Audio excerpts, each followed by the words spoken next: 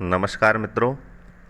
आज का हमारा विषय है RPSC first grade first paper history ancient culture and civilisation of Rajasthan. Rajasthan की प्राचीन संस्कृति और सभ्यताएं। तो ये नए सिलेबस में जोड़ा गया टॉपिक है। पुराना जो सिलेबस था RPSC first grade first paper का, उसमें ये टॉपिक हमारा नहीं था। तो ये नया टॉपिक जोड़ा गया है जिसमें हमारे सिलेबस में राजस्थान की 4 सभ्यताओं को रखा गया है: कालीबंगा, आहड़, गणेश्वर और बैराट। इससे पहले हम जो पहला पॉइंट है, दूसरा पॉइंट है, वो कंप्लीट कर चुके हैं। तीसरा पॉइंट है national movement with special reference to Mahatma Gandhi, Jawaharlal Nehru, Vallabh Bhai Patel, मौलाना आज़ाद और बी आर अम्बेडकर। इस पॉइंट को हम सभ्यताओं के बाद करेंगे क्योंकि हमारा एक ये भी लगभग इसमें भी नए व्यक्तित्व जोड़े गए हैं, जैसे बी आर अम्बेडकर है, मौलाना आज़ाद है, वल्लभ भाई पटेल है। तो इनको भी हम स्पेशल रेफरेंस के साथ पढ़ेंगे। जैसे हमने ऊपर 10 हमारे राष्ट्रवादी नेताओं को पढ़ा, 3 हमारे समाज सुधारक हमने पढ़े थे। तो इस पॉइंट को सभ्यताओं के बाद लेने का मैंने निर्णय लिया है क्योंकि इसमें भी हमें बहुत सारा मैटर जुटाने की आवश्यकता है और इस हमारा टारगेट यही है कि हमारा कोई भी प्रश्न किसी भी पॉइंट से बाहर ना जाए। इसीलिए मैंने पहले सभ्यताओं को लेने का यहाँ पर निर्णय किया है। तो सभ्यता जैसे ही कंप्लीट होंगी तो हम महात्मा गांधी, नेहरू, वल्लभ भाई पटेल, मौलाना आज़ाद और बी आर अम्बेडकर के बारे में पढ़ेंगे। तो आज के इस वीडियो में सभ्यताओं की हम बात करते हैं। तो सबसे पहले जो सभ्यता है कालीबंगा, उसके बारे में आज के इस वीडियो में चर्चा करेंगे। और ये नया टॉपिक है, तो इसमें जो प्रश्न फर्स्ट ग्रेड में पूछे गए थे वो यहाँ पर आपके लिए नहीं उपलब्ध करवाए जाएंगे क्योंकि जब ये टॉपिक था ही नहीं तो प्रश्न पूछने के भी चांस नहीं थे। तो पिछली परीक्षाओं में इस टॉपिक से आपको प्रश्न भी नहीं मिलेंगे। ये हमारा नया टॉपिक है। आप अन्य परीक्षा की जो भर्तियाँ थी जिसमें आप जो मॉडल पेपर खरीदते हैं या प्रीवियस परीक्षाओं में पूछे गए प्रश्नों का जो आप बुक खरीदते, वहाँ पर इस टॉपिक से आपको प्रश्न देखने को मिल जाएंगे। और समय रहा तो मैं भी टॉपिक वाइज जो प्रश्न हैं जो पिछली परीक्षाओं में पूछे गए थे उनको भी आपके लिए करवाऊंगा। लेकिन सबसे पहला टारगेट हमारा यही है कि हम सिलेबस को समय पर पूरा कर सकें। तो सबसे पहले हम पढ़ेंगे कालीबंगा। और एक बात और मैं बता दूं इन सभ्यताओं के बारे में, जो सबसे ज़्यादा प्रश्न पूछा जाता है वो किस तरह का प्रश्न पूछा जाता है, तो इनसे प्राप्त जो वस्तुएं हैं, इनके संबंधी जो विशेषताएं हैं, उन पर हमें ज़्यादा फोकस करना है कि कौन सी वस्तु, किस तरह की वस्तु और किस प्रकार की विशेषताएं वस्तु हमें कौन सी सभ्यता से मिली है। तो इस तरह के जो प्रश्न हैं उन पर हमें ज़्यादा फोकस करना है। तो हर वीडियो में हम कंप्लीट जानकारी हर सभ्यता की प्राप्त करेंगे, चाहे वो उसका मैटर कम हो चाहे ज़्यादा हो, लेकिन हमें सारे बिंदुओं को हमें याद रखना है। तो सबसे पहले हम देखते हैं कि आज का हमारा नया टॉपिक है राजस्थान की प्राचीन संस्कृति और सभ्यता, जिसमें हमने सबसे पहले लिया है, हमारी पहली सभ्यता है कालीबंगा। तो सबसे पहले मैंने यहाँ अर्थ ही लिखा है, कालीबंगा का अर्थ होता है काली चूड़ियाँ। आगे इन नोट्स में भी मैंने पॉइंट बनाया है, लेकिन यहाँ भी यदि शब्द आ गया है तो मैं आपको बता दूँ कि बंगा जो एक पंजाबी शब्द है, तो पंजाबी में बंगा का अर्थ होता है चूड़ी। तो काले रंग की चूड़ियाँ भी हमें कालीबंगा नामक स्थान से प्राप्त हुई थी, इसीलिए इस स्थान का जो नाम है वो कालीबंगा रख दिया गया है। तो नाम के पीछे का जो कारण है वो हमने फर्स्ट पॉइंट में इसके नाम ही के साथ क्लियर कर लिया है। अगला बिंदु है कि कालीबंगा से सिंधु घाटी सभ्यता के महत्वपूर्ण अवशेष मिले हैं। तो यहाँ से जो हमारी राष्ट्रीय स्तर की जो सभ्यताएं हैं उनसे यदि हम जोड़ें, बात करें, तो यहाँ से यही प्रश्न बनता है कि कालीबंगा का जो संबंध है वो कौन सी सभ्यता से है। तो इसका हमारा आंसर हो जाएगा सिंधु घाटी सभ्यता से। तो सिंधु घाटी सभ्यता के महत्वपूर्ण अवशेष राजस्थान में कौन सी सभ्यता से मिले हैं, ऐसा भी यदि प्रश्न पूछा जाता है तो भी हमारा आंसर हो जाएगा कालीबंगा से हमें प्राप्त हुए हैं। दूसरा बिंदु है, यह सभ्यता प्राचीन सरस्वती और द्रसदवती नदी के बाएं तट पर जिला मुख्यालय हनुमानगढ़ से लगभग 25 किलोमीटर दूर दक्षिण में स्थित है। तो इस स्थल की हम स्थान की बात करें, स्थिति की बात करें तो कहाँ पर स्थित है। तो नदियों की हम बात करते हैं तो लगभग हम जो भी सभ्यताएं पढ़ेंगे वो किसी न किसी नदी के किनारे या उद्गम स्थान पर उनका विकास हुआ है, क्योंकि प्राचीन समय से ये मान्यता है कि वो ही देश, वो ही गांव, वो ही राष्ट्र विकसित माना जाता है जो किसी नदी के किनारे पर बसा हुआ हो, क्योंकि विकास में सर्वाधिक महत्वपूर्ण जो स्थान होता है वो पानी का होता है। इसलिए प्राचीन सभ्यताएं भी जो फली फूली हैं, समृद्धता को प्राप्त हुई हैं, वो किसी न किसी नदी के किनारे ही हुई हैं। तो कालीबंगा सभ्यता की बात करें तो कालीबंगा जो सभ्यता है वो कौन सी नदी के किनारे विकसित हुई थी, तो हमें दो नाम याद रखना है। वैदिक जो नदी है हमारी सरस्वती और द्रशदवती नदी, इनके बाएं तट पर ये सभ्यता विकसित हुई थी। और इन नदियों की बात करें तो ये हनुमानगढ़ जिले में ये सभ्यता विकसित हुई थी, और मुख्यालय से कितनी दूर है, लगभग 25 किलोमीटर दूर दक्षिण में ये स्थान स्थित है, जहाँ पर हमें कालीबंगा सभ्यता के अवशेष मिले हैं। इस सभ्यता के खोज की हम बात करते हैं तो इस सभ्यता की खोज किसके द्वारा की गई थी, A.N. घोष के द्वारा इसकी खोज की गई थी। तो A.N. घोष के पूरे नाम की हम बात करें तो अमलानंद घोष के द्वारा सन 1952 में कालीबंगा सभ्यता की खोज की गई थी। तो यहाँ से जो भी आपने नोट्स देखे होंगे, पहले भी हमने पढ़ाए हैं, हम रेगुलर हम अलग अलग टॉपिकों पर सारे नोट्स से हम यहाँ पर अध्ययन कर रहे हैं। तो कहने का मतलब है कि मुझे बार बार आपको ये ना बताना पड़े कि मेरे द्वारा जो नोट्स हैं उसमें वही बिंदु शामिल किए जाते हैं जहाँ से प्रश्न बन सकता है। तो हर पॉइंट को आपको याद रखना है। तो खोज की हम बात करें तो कालीबंगा सभ्यता की खोज किसके द्वारा की गई थी, तो इसका हमारा आंसर हो जाएगा अमलानंद घोष। इन्हीं को शॉर्ट में कहते हैं A.N. घोष। और सन की हम बात करें तो कब की गई थी, 1952 में। वर्तमान घग्गर नदी क्षेत्र में अवस्थित। तो ऊपर हमने दो नदियों के नाम पढ़े थे, सरस्वती और द्रशदवती। वर्तमान में ये जो नदियां हैं वो विलुप्त हो चुकी हैं, और उसी क्षेत्र में वर्तमान में जो वहाँ पर नदी बहती है उसका नाम है घग्गर नदी। तो वर्तमान नदी का नाम भी पूछे कि वर्तमान में कालीबंगा सभ्यता कौन सी नदी के किनारे या कौन सी नदी के पास में स्थित है, तो हमारा आंसर हो जाएगा घग्गर नदी। घग्गर नदी प्राचीन सरस्वती नदी का ही अवशेष के रूप में वहाँ पर स्थित है। नेक्स्ट हमारा बिंदु है कि 1961 से 1969 तक 9 सत्रों में यहाँ पर खुदाई का कार्य किया गया। तो 1952 में अमलानंद घोष के द्वारा इसकी खोज की गई थी, और उसके लगभग 8-9 साल बाद यहाँ पर खुदाई का कार्य प्रारंभ किया गया था। तो खुदाई की हम बात करें तो कितने सत्रों में यहाँ पर खुदाई की गई थी, तो 9 सत्रों में यहाँ पर खुदाई का कार्य किया गया था। इसी से आप अंदाज़ा लगा सकते हैं कि कितने विस्तृत क्षेत्र में फैली हुई ये सभ्यता थी, कि इसको खुदाई करने के लिए लगभग 9-10 साल हमें यहाँ पर लगे थे। यहाँ की खुदाई की हम बात करें तो व्यक्तियों की हम बात करते हैं तो यहाँ की खुदाई B.K. थापर, बालकृष्ण थापर, B.V. लाल, ब्रजवासी लाल के निर्देशन में J.V. जोशी, M.V. खरे, K.M. श्रीवास्तव के सहयोग से की गई है। तो यहाँ पर आप देख सकते हैं कि जो प्रमुख जो निर्देशन है खुदाई, वो दो व्यक्तियों के निर्देशन में यहाँ की खुदाई की गई थी। उनके नाम है B.K. थापर, पूरा नाम भी मैंने आपको बता दिया है, बालकृष्ण थापर। और दूसरे जो महत्वपूर्ण व्यक्ति हैं कालीबंगा खुदाई से संबंधित, उनका नाम है B.V. लाल यानी ब्रजवासी लाल। और किन किन के सहयोग से की गई थी, तो J.V. जोशी है एक नाम है M.V. खरे, यहाँ पर थोड़ा सा मिसप्रिंट है, M.V. खरे, और तीसरे व्यक्ति हैं K.M. श्रीवास्तव। तो तीनों व्यक्तियों के सहयोग से यहाँ पर खुदाई की गई थी, उत्खनन का कार्य किया गया था। नेक्स्ट हमारा बिंदु है कि कालीबंगा से पूर्व हड़प्पा कालीन तथा उत्तर हड़प्पा कालीन सभ्यता के अवशेष हमें प्राप्त हुए हैं। इस पॉइंट का मतलब है कि कालीबंगा से हमें तीनों कालों के अवशेष मिले हैं। कौन कौन से काल हैं, एक तो पूर्व हड़प्पा कालीन, तो पूर्व हड़प्पा कालीन सभ्यता के भी यहाँ से हमें अवशेष मिले हैं, क्योंकि हमारी एक सभ्यता अभी हमने पढ़ी थी सिंधु घाटी सभ्यता। तो उसी के समकक्ष यदि हम बात करें समय की, तो यहाँ से हड़प्पा कालीन जो सभ्यता प्राप्त हुई है उससे पूर्व के अवशेष भी हमें मिलते हैं। फिर हड़प्पा काल जिस समय विकसित हुआ था हड़प्पा सभ्यता, उस समय के अवशेष भी हमें कालीबंगा से मिलते हैं। और जब हड़प्पा सभ्यता नष्ट हो चुकी थी, समाप्त हो चुकी थी, उसके बाद के अवशेषों की बात करें तो उसके बाद के अवशेष भी हमें यहाँ पर प्राप्त होते हैं। तो यहाँ से आप देख सकते हैं कि तीनों ही कालों के अवशेष हमें कालीबंगा से मिलते हैं। तो यहाँ का जो महत्वपूर्ण प्रश्न है यही है कि राजस्थान में ऐसी कौन सी सभ्यता है जहाँ से तीनों कालों के अवशेष हमें मिलते हैं, पूर्व हड़प्पा कालीन, हड़प्पा कालीन और उत्तर हड़प्पा कालीन सभ्यता की।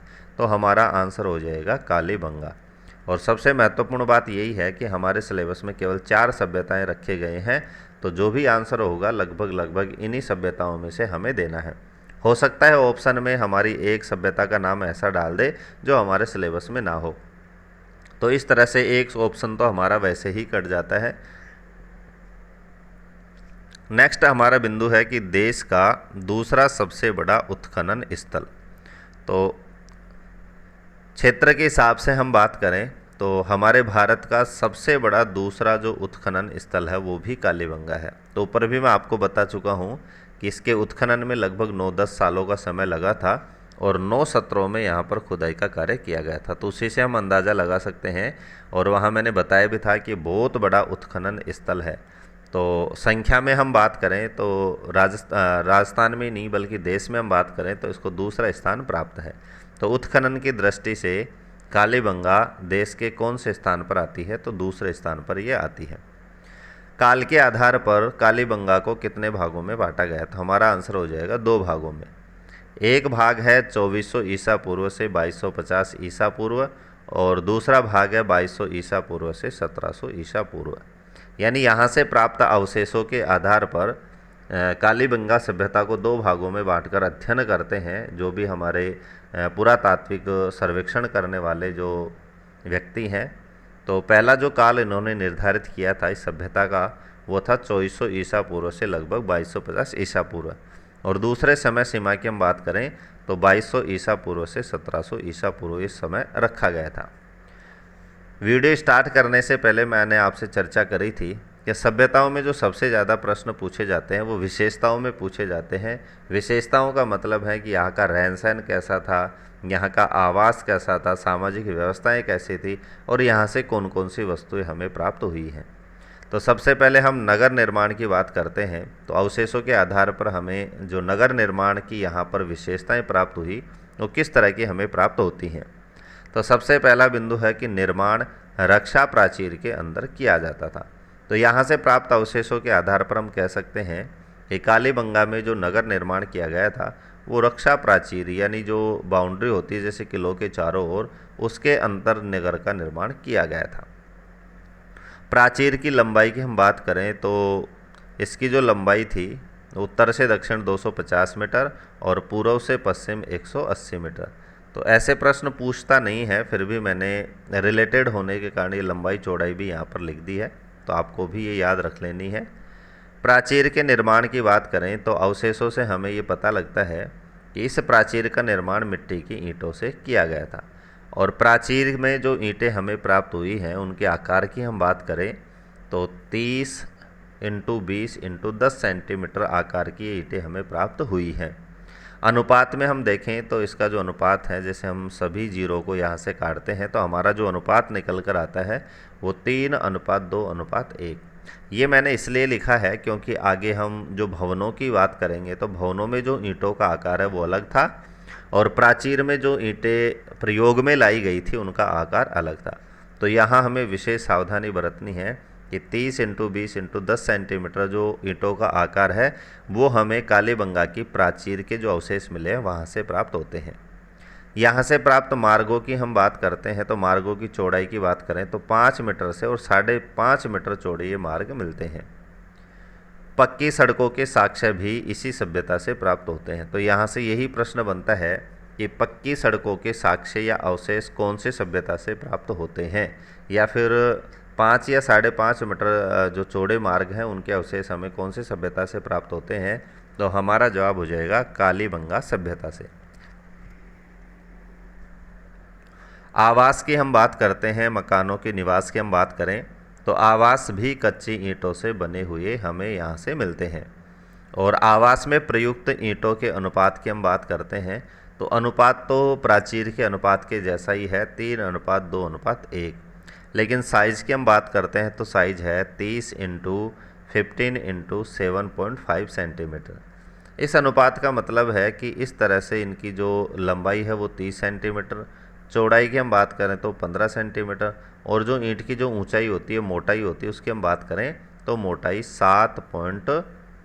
5 मीटर उसकी मोटाई हम मान सकते हैं। तो ये देख सकते हैं इस तरह की बड़ी बड़ी ईंटें यहाँ से हमें प्राप्त होती है, और वो ईंटें कच्ची ईंटें हमें प्राप्त होती है मिट्टी से बनी हुई।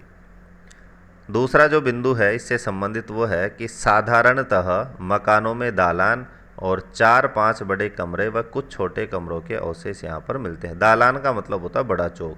तो यहाँ से प्राप्त जो हमारे मकान यहाँ से प्राप्त होते हैं, उनके अवशेषों को देखकर ये अंदाज़ा लगाया जाता है कि बड़े बड़े मकानों में दालान रखे जाते थे, और हर मकान में 4-5 कमरे बड़े होते थे और कुछ कमरे वहाँ पर छोटे बनाए जाते थे। तो इस तरह से कमरों की संख्या से भी आप अंदाज़ा लगा सकते हैं कि यहाँ के जो आवास बनाए जाते थे वो बड़े बड़े आवास बनाए जाते थे। मकानों के आगे चबूतरे बनाए जाते थे। सारे विशेषताएं याद आपको रखना है, क्योंकि जो कूट चयन वाले प्रश्न हैं जिनका ट्रेंड वर्तमान में ज़्यादा चल रहा है, वहाँ पर इन विशेषताओं को शामिल किया जा सकता है और कोई भी विशेषता वहाँ से पूछी जा सकती है। तो मकानों के आगे चबूतरे हमें कौन सी सभ्यता से मिलते हैं? तो कालीबंगा सभ्यता से मकानों के आगे हमें चबूतरे प्राप्त होते हैं। छतों की हम बात करें तो यहाँ से प्राप्त आवासों की छतों के जो अवशेष मिले हैं वो लकड़ी की बल्लियों से मिलकर बने होते थे, और उन पर मिट्टी का लेप किया जाता था। तो छत किससे बनाई जाती थी? बल्ली और मिट्टी से यहाँ की छतें बनाई जाती थी। नालियों, शौचालयों, कुओं आदि में पक्की ईंटों का प्रयोग होता था। तो कौन सी सभ्यता है जहाँ पर हमें नालियों, शौचालयों और कुओं से पक्की ईंटों के साक्ष्य प्राप्त होते हैं? तो इस प्रश्न का जवाब भी हमें हो जाएगा कालीबंगा से हमें पक्की ईंटों के साक्ष्य मिलते हैं। और कहाँ पर इनका प्रयोग किया गया था? जो अवशेषों में हमें नालियाँ, शौचालय, कुएं जो मिले हैं वहाँ पर पक्की ईंटें हमें मिली हैं। यहाँ से प्राप्त एक फर्श में अलंकृत ईंटों का प्रयोग भी किया गया है। तो ये प्रश्न पूछा भी गया है किसी परीक्षा में कि अलंकृत ईंटों से युक्त फर्श कौन सी सभ्यता से प्राप्त हुआ है? तो इसका जो आंसर है वो भी हो जाएगा कालीबंगा सभ्यता से। यहाँ से लकड़ी की नाली के अवशेष भी मिले हैं। तो सारी सभ्यताएं आपको याद रखना है कि लकड़ी की नाली के अवशेष कौन से सभ्यता से मिले हैं? कालीबंगा सभ्यता से। क्योंकि अभी तक हमें एक ही सभ्यता पढ़े हैं, जब हम 2-3 सभ्यताओं को पढ़ते हैं तो कई बिंदु ऐसे आते हैं जो एक दूसरे से टकरा करके और उनमें हम कंफ्यूज हो जाते हैं। तो ऐसी स्थिति को दूर रखने के लिए, ऐसी स्थिति से बचने के लिए हमें बार बार उनका अध्ययन करना है, और हमें किसी ना किसी क्लू से ये पकड़ना है कि ये जो बिंदु है वो निम्नलिखित सभ्यता से संबंधित है। चौथे नंबर पर यहाँ से प्राप्त जो मिट्टी के बर्तन हैं उनकी बात करते हैं। तो यहाँ से मिले जो प्रमुख पात्र, उनमें घड़े मिले हैं, कटोरियाँ मिली हैं, तस्तरे यानी प्लेट्स हमें मिली हैं, और मिट्टी के धरातलों का जो रंग है वो लाल रंग के यहाँ से युक्त मृद भांड मिट्टी के पात्र हमें मिले हैं, और उन पर काले रंग से ज्यामिति, पशु पक्षियों का चित्रण अंकित करने के साक्ष्य भी यहाँ से मिले हैं। तो यहाँ से प्राप्त जो मिट्टी के बर्तन हैं वो लाल रंग के प्राप्त हुए हैं, क्योंकि रंग से संबंधित प्रश्न भी पूछे गए हैं कि लाल रंग के मिट्टी के बर्तन और साथ में काले रंग से युक्त चित्रित मिट्टी के बर्तन कहाँ से प्राप्त हुए हैं? तो हमारा जवाब हो जाएगा कालीबंगा से। तो इन पर काले रंग से ज्यामिति और पशु पक्षियों का चित्रण युक्त बर्तन यहाँ से हमें मिलते हैं। कृषि की बात करें तो कालीबंगा से जुते हुए खेतों के अवशेष हमें मिले हैं, और खेतों में ग्रिड पैटर्न के निशान भी मिले हैं। ये शब्द आपको याद रखना है कि ग्रिड पैटर्न युक्त जुते हुए खेतों के अवशेष कौन सी सभ्यता से प्राप्त होते हैं? कालीबंगा से हमें प्राप्त होते हैं। जौ तथा गेहूं की खेती के साक्ष्य यहाँ से मिलते हैं। तो ये थी हमारी प्रमुख विशेषताएं। नेक्स्ट हमारा बिंदु है कालीबंगा से संबंधित कि अन्य विशेषताएं। तो और क्या क्या विशेषताएं रही हैं तो वो भी हम देख लेते हैं कि दुर्ग टीले के दक्षिण भाग में एक ही लाइन में 7 आयताकार अग्नि वेदियाँ प्राप्त हुई हैं। ये भी एक पूछा गया प्रश्न है कि 7 वेदियाँ हमें कहाँ से प्राप्त हुई हैं? कालीबंगा से। और इनके स्थल की बात करें तो जो दुर्ग टीला है जिसके दक्षिण भाग में ये वेदियाँ हमें प्राप्त हुई हैं, और कई अग्नि वेदियों में यहाँ से हड्डियों के अवशेष भी हमें मिले हैं। लिखा नहीं है, मैं आपको साथ में बता देता हूँ। इन हड्डियों के अवशेष को देखकर हम अंदाज़ा लगा सकते हैं कि यहाँ पर पशु बलि की प्रथा भी शायद यहाँ पर अस्तित्व में रही होगी, क्योंकि अग्नि वेदियों में हड्डियाँ मिलने का यही प्रमाण है कि यहाँ पर पशुओं की बलि दी जाती थी। यहाँ से प्राप्त मिट्टी के बर्तनों और मोहरों पर सैंधव लिपि प्राप्त हुई है। लिपि का नाम भी आपको याद रखना है कि कालीबंगा सभ्यता से प्राप्त मिट्टी के बर्तन और मोहरों पर कौन सी लिपि हमें प्राप्त होती है? सैंधव लिपि यहाँ से प्राप्त होती है। जिसे अभी तक पढ़ा नहीं गया है, यानी इसको पढ़ने में हमें सफलता भी नहीं मिली है। और लिखने की हम बात करें तो इस लिपि को दाएं से बाएं ओर लिखा जाता था। नेक्स्ट बिंदु है मूर्तियों में यहाँ मिट्टी की कुत्ते की मूर्ति, भेड़िए की मूर्ति, चूहा, हाथी की प्रतिमाएं हमें प्राप्त हुई हैं। तो कई बार सीधा सा भी प्रश्न पूछ लेता है कि मिट्टी से बनी हुई कुत्ते, भेड़िए, चूहे, हाथी की प्रतिमाएं हमें कौन सी सभ्यता से प्राप्त होती हैं। तो ये भी हमें याद रखना है कि कालीबंगा से प्राप्त होती हैं। यहाँ से प्राप्त मिट्टी की वृषभ बैल की आकृति कला की दृष्टि से उत्कृष्ट है। तो यहाँ से एक बैल की मूर्ति भी हमें मिली है जो बनावट की दृष्टि से बहुत ही उत्कृष्ट है। कालीबंगा को दीनहीन बस्ती भी कहा जाता है। और दूसरा जो इम्पोर्टेंट प्रश्न यहाँ से आपको याद रखना है वो इन सभ्यताओं के उपनाम आपको याद रखना है। लगभग हर सभ्यता के 2-3 उपनाम हैं, क्योंकि आगे हम जो सभ्यताएं पढ़ेंगे उसमें भी आपको देखने को मिलेगा कि एक सभ्यता को हम कई नामों से जानते हैं। तो यहाँ भी आप देख सकते हैं कालीबंगा का भी एक अन्य नाम हमारे सामने आया है, दीनहीन बस्ती। शायद ये आपके लिए नया भी हो सकता है। तो आपको याद रखना है कि दीनहीन बस्ती के नाम से कौन से सभ्यता को जाना जाता है, तो कालीबंगा सभ्यता को जाना जाता है। कालीबंगा से भूकंप के साक्ष्य भी प्राप्त हुए हैं। तो इसका अंदाज़ा हमें कैसे लगा है, तो वहाँ से प्राप्त जो आवास हैं, अभी हमने पढ़ा था कि कई आवासों के हमें साक्ष्य मिले हैं। तो उन आवासों की जो दीवारें हैं उनमें हमें दरार मिलती हैं। तो वो दरार देखने के बाद ऐसे लगती है कि ये जो दरार है वो भूकंप से पड़ी हुई दरारें हैं। तो इसी को आधार मान करके और कालीबंगा से हमें भूकंप के साक्ष्य प्राप्त होते हैं। तो यहाँ से यही प्रश्न बनता है कि भूकंप के साक्ष्य हमें कौन सी सभ्यता से प्राप्त होते हैं, कालीबंगा सभ्यता से। और आजकल ऐसे डायरेक्ट प्रश्न वो पूछता भी नहीं है, इनमें से देगा तो वो 3-4 सभ्यताएं एक साथ देगा कि निम्नलिखित में से कालीबंगा सभ्यता से संबंधित तथ्य कौन कौन से हैं। तो ये सारे डाल देंगे कि सभ्यता को दीनहीन बस्ती कहा जाता है, कालीबंगा से भूकंप के साक्ष्य मिले हैं, यहाँ से वृषभ की मिट्टी की मूर्ति मिली है। तो इस तरह से 4-5 वो विशेषताएं डालेगा, उसमें से आपको चयन करना है कि कौन सी विशेषता कालीबंगा से संबंधित है और कौन सी नहीं है। नेक्स्ट बिंदु है कि यहाँ प्राप्त एक मुद्रा पर व्याघ्र का व एक पर कुमारी देवी का चित्र अंकित है, यानी एक महिला का चित्र अंकित है, जिससे अनुमान लगाया जाता है कि यहाँ मात्र सत्तात्मक व्यवस्था पाई जाती थी। तो यहाँ से जो 2 मुहरें प्राप्त हुई हैं, तो एक मुहर पर व्याघ्र का चित्र और एक पर कुमार देवी यानी एक महिला का चित्र हमें प्राप्त होता है। और उस महिला की आकृति देख करके और ये लगता है कि उस समय शायद यहाँ पर मात्र सत्तात्मक व्यवस्था भी रही होगी। तो किसी भी चीज़ का हम अंदाज़ा लगाते हैं तो वहाँ से प्राप्त साक्ष्यों के आधार पर ही लगाते हैं। तो इस मुद्रा के साक्ष्य के आधार पर यह अंदाज़ा लगाया जाता है। यहाँ से 6 छेद वाली खोपड़ी भी एक मिली है, एक बालक की खोपड़ी हमें प्राप्त हुई है, जो कपाल छेदन यानी एक शल्य क्रिया का एक प्रकार है, कपाल छेदन, उसके प्रमाण यहाँ से हमें प्राप्त होते हैं। तो यहाँ से यही सीधा सा प्रश्न बनता है कि यहाँ से 6 छेद वाली खोपड़ी भी हमें मिली है, या फिर 6 छेद वाली खोपड़ी कौन सी सभ्यता से मिली है, कालीबंगा सभ्यता से हमें प्राप्त हुई है। नेक्स्ट हमारा बिंदु है कि यहाँ से बेलनाकार मोहरें भी हमें प्राप्त हुई हैं जो मेसोपोटामिया की सभ्यता से संबंध रखती है। तो बेलनाकार मोहरें कौन सी सभ्यता से प्राप्त हुई है, कालीबंगा सभ्यता से प्राप्त हुई है, जिनका संबंध कौन सी सभ्यता से है, मेसोपोटामिया सभ्यता से इनका संबंध रहा है। कलश सवादान के साक्ष्य भी हमें मिले हैं। तो कलश सवादान के साक्ष्य कौन से सभ्यता से मिले हैं, तो कालीबंगा सभ्यता से ये साक्ष्य मिले हैं। और कालीबंगा सभ्यता से संबंधित लास्ट हमारा बिंदु है कि सामूहिक तंदूर के अवशेष भी हमें कालीबंगा सभ्यता से मिलते हैं, और स्वास्तिक चिन्ह आदि भी यहाँ से हमें प्राप्त मिलते हैं। तो इस तरह से आप देख सकते हैं कि सारे जो महत्वपूर्ण बिंदु हैं, जितने भी इसकी विशेषताएं हैं, जितने भी यहाँ से प्राप्त वस्तुएं हैं, सारी चीज़ें आज के इस वीडियो में हमने कंप्लीट कर ली हैं।